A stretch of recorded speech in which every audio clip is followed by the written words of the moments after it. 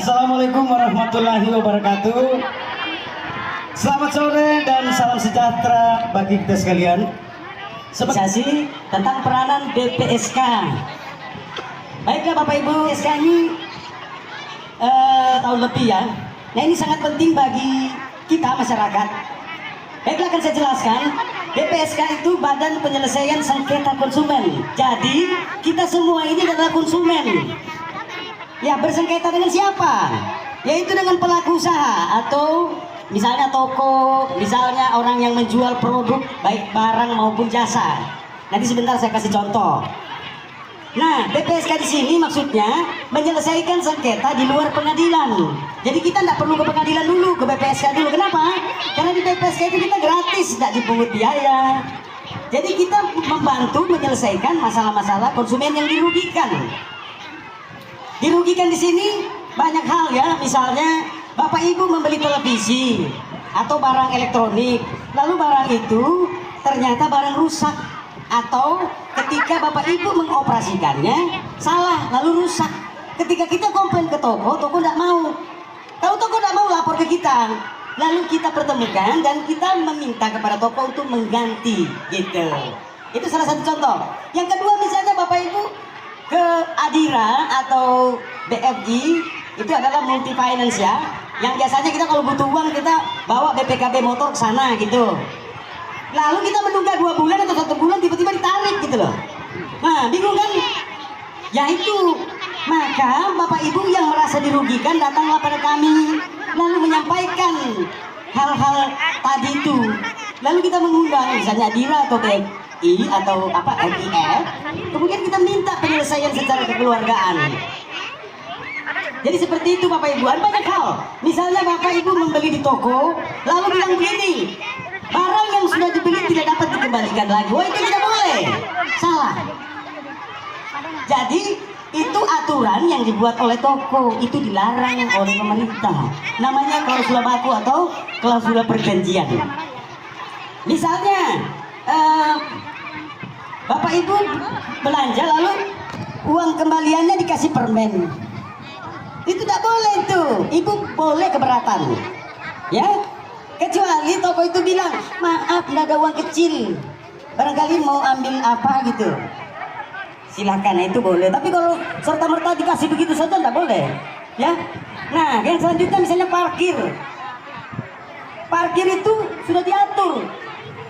Sekarang kalau misalnya Bapak Ibu parkir di suatu tempat lalu dikasih karcis, diminta uang misalnya 2.000, baca karcisnya itu apa maksudnya, lalu tanya, Pak tukang parkir, kalau helm saya hilang siapa yang ganti?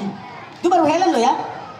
Nah kemudian misalnya Ibu habis belanja ada kantongan ditaruh di gantungan motor itu, lalu kalau hilang nanti bagaimana Pak tukang parkir? Nah, ditanya.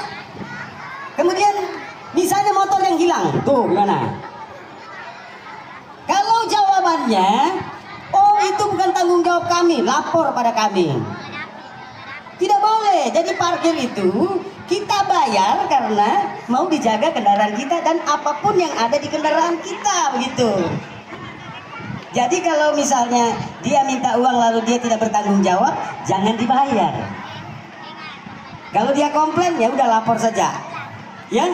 Jadi kita ini Badan Penyelesaian Sengketa Konsumen, kita lebih banyak nanti mau membantu masyarakat yang dirugikan, itu intinya. Ya, misalnya lagi Bapak Ibu naik kendaraan rental ke Palu. Oh, tiba-tiba Ibu tidak sampai di tujuan. Misalnya diturunkan di perjanjiannya katanya dari Toli-Toli kalau ke Palu sampai di depan rumah. Tetapi kenyataannya mungkin diturunkan di terminal atau diturunkan di perempatan jalan. Nah, kalau dia dari Toli-Toli lapor ke BPSK di Toli-Toli. Kalau kejadiannya dari Palu ke sini berarti nanti lapor ke Palu, tapi bisa juga lapor ke kita. Nanti kita di Toli-Toli mengkonfirmasikan ke atau klarifikasi ke BPSK yang ada di Palu. Perlu kami sampaikan bahwa BPSK ini dibentuk oleh Presiden. Jadi ada undang-undangnya, ya. Jadi ini amanah undang-undang BPSK ini. Jadi bukan badan yang asal-asalan dibentuk sama siapa. Di Sulawesi Tengah hanya 3 Toli-Toli Kabupaten Toli-Toli, kemudian Kabupaten Donggala dan Kota Madia Provinsi Palu. Sudah tidak ada lagi, tidak bisa buol, tidak kebagian. Kabupaten lain Sigi, Poso tidak ada. Maka kita harus bersyukur bahwa di Kabupaten Toli-Toli ada lembaga yang siap melindungi konsumen.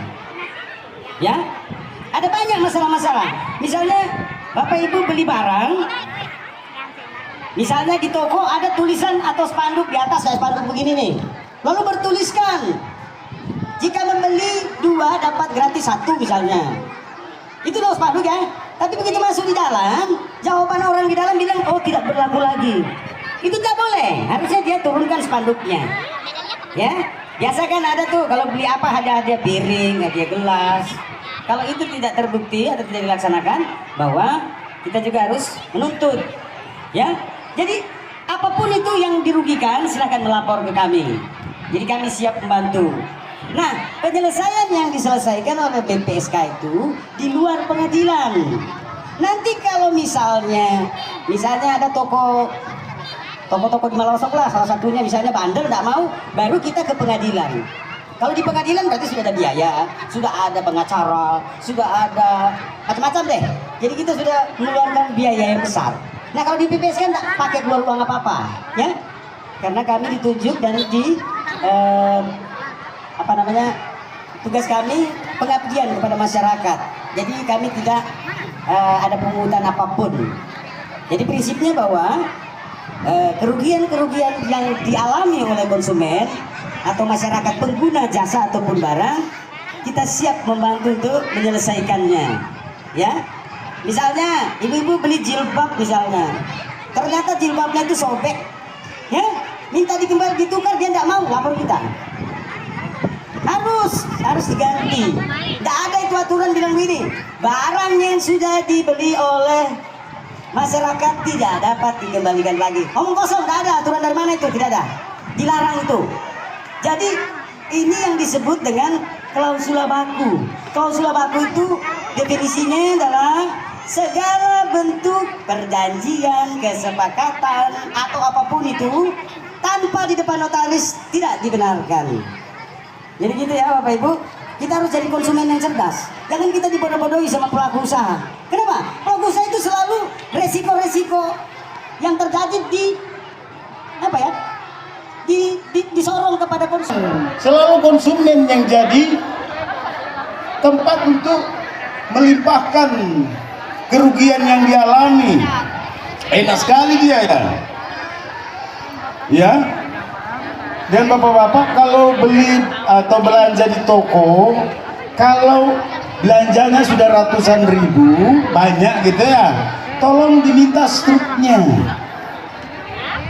Ya. Kenapa? Kalau terjadi misalnya barangnya sudah kadaluarsa atau barangnya katanya 1 kilo tapi kok cuma 8 ons, tidak cukup. Nah, kalau kita tidak punya struk, gimana kita mau lapor? Nanti misalnya belanja di toko mana itu, nanti tukang penjaga toko bilang ini tidak ada bukti, belanja di mana nih, kan gitu.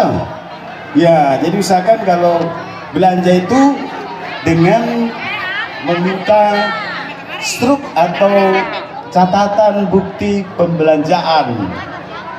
Kemudian yang terakhir, ini proses pinjam meminjam uang ya. Jadi Bapak Ibu kalau punya uang, jangan juga terlalu cepat-cepat kasih pinjam. Ini contoh, misalnya saya pinjam uang sama, oh ya saya perkenalkan, ini anggota BPSK juga, namanya Pirno Sarjana Ekonomi. Ya, misalnya saya pinjam uang sama bapak ini 20 juta, lalu dibuatkan kwitansi, dipakai materai, tidak ada artinya itu. Kalau saya pinjam sama bapak ini 20 lalu pakai kwitansi kayak tadi itu, saya tidak bayar, tidak diapa-apakan saya. Polisi tidak bisa penjarakan saya.